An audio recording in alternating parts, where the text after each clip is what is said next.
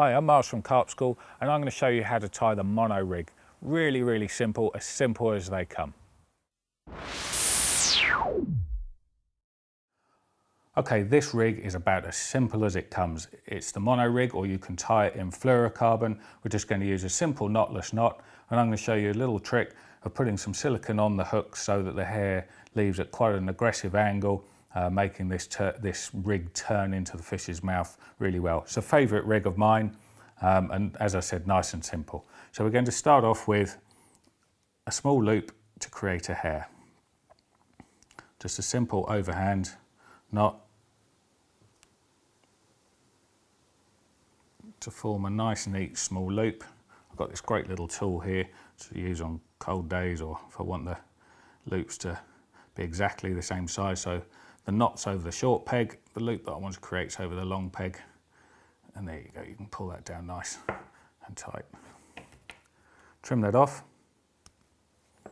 Now we need to mount a bait onto this hair so that we can gauge the length of the hair required. Here we're using a 15mm boilie. Clearly you can add whatever bait you like. There goes the bait stop. I'm going to trim that off. Okay.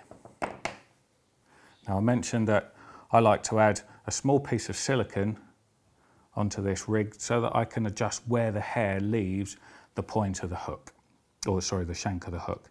And with mono, it couldn't be simpler than just sliding a small piece of silicone sleeve. This stuff's great, it's good and tough, doesn't break and fall off, and we'll slide down on the mono nice and easily. We're going to slide that down towards the bait. What I do is fold the hook link over my finger and pinch it in there. What that does is pull the hook link to one side of that silicone, allowing me to take a hook and slide it down inside. Make sure you get the hook the right way round, otherwise the rig obviously won't work. So I'm going to slide the point down inside the silicone there, like so. Now, I like the silicone to sit right about there, so the hair is going to be leaving pretty much in the middle of the bend, perhaps a little bit further up that way, but right around there is absolutely perfect. That's what I found works well, leaving about 1 centimetre between the silicone and my hook bait, and then the mono will run along the back of the shank of the hook, and we're going to take the other end of the hook link material and push that through the eye, going towards the point to create our knotless knot.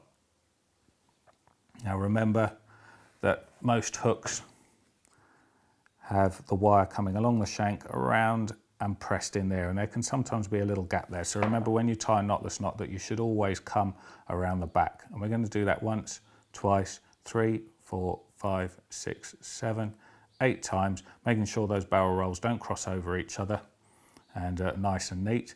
We can come back over the top of that, oops, one time, and then push it back down through the eye of the hook, going down towards the point again to complete the knotless knot, like so. Pull it down nice and gently. Okay, you can see there the angle that the mono is leaving the eye of the hook, and that's exactly the same kind of angle that you would create with a piece of shrink tube if you were creating the liner.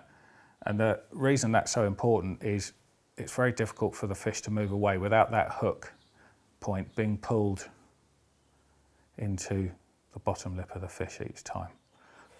And the angle that the hair is coming off as well, they're both working a nice curve there, and as that's trying to come out of the fish's mouth, it's very difficult for the point of the hook not to drag on in. So there you have a really simple rig. Very few components. You don't even need a kettle to steam any shrink tube. A piece of silicone, a hook, and some mono. The simple mono knotless knot rig.